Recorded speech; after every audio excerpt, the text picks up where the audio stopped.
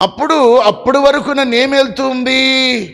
ఈ స్వభావము, పాపపు స్వభావం నన్ను ఏలేది. ఒక్క రోజులో మార్పు వస్తుందా? జ్వరం వస్తేనే, వైరల్ ఫీవర్ వస్తేనే 5 రోజులు ఉంటుంది.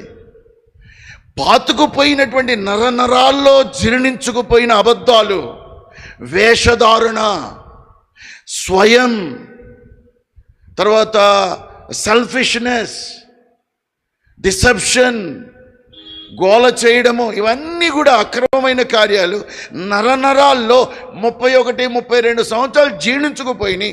ఒకరోజు ఎట్ట మారుతాయి? కనుక ఇట్ గోస్ ఆన్.